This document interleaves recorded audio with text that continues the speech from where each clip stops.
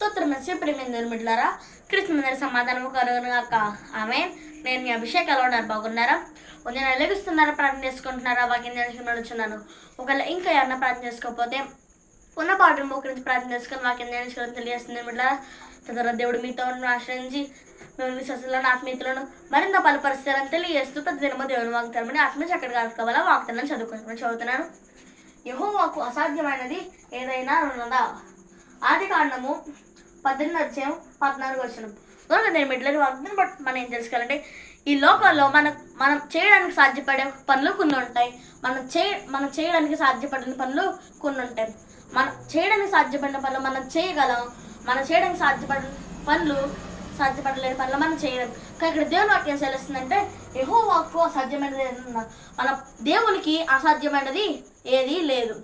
ఆయన క్షణంలో మన అనారోగ్యంగా ఉన్న వాళ్ళని స్వస్థపరచగలరు. క్షణంలో మనల్ని ఆశీర్వదించగలరు. క్షణంలో మనల్ని శ్రమల నుండి విడిపించగలరు. ఇలాగా ఎన్నో కార్యాలు మన ప్రభువు మనం చేయగలరు.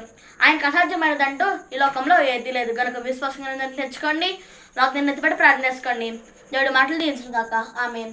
ప్రార్థన చేసుకుందాం. స్తోత్రం మెస్స ప్రతి దినము దేవుని వాగ్దాన్ని ఆత్మచక్కటి కనుక మాకు ఇచ్చారు వందనాలు.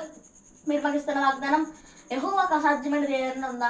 అవును తండ్రి, మీకు అసాధ్యమైనది ఏమీ లేదు. ఇది ఎవరైతే మరి అనారోగ్యంతో బాధపడుతున్నారో వారందరినీ ఆరోగ్యవంతులుగా చేయండి. మరి ఏదైతే పుట్టినరోజు పిల్లలు చెప్పించుకుంటున్నారో వారందరినీ ఆశీర్వదించండి. అనేక మంది పుట్టినరోజు పిల్లలు చెప్పించుకోవాలో సాధించండి. ఎంతో సగంలో ఖర్చుకం అభివృద్ధిపరచండి. మరి ఎవరైతే పిల్లలు చదువుకుంటున్న వారందరినీ ఆశీర్వదించండి. మంచి మార్కులతో పాస్ అయ్యేలా సాధించండి. అలాగే ఎస్లేం పట్టణంలో కాపుదలు తెచ్చండి. ఇస్లాం దేశానికి కాపుదలు తెచ్చండి. ఎటువంటి యుద్ధాలకు వెళ్ళకుండా సాధించండి. ఏ నడుచున్నాం తండ్రి ఆమేన్.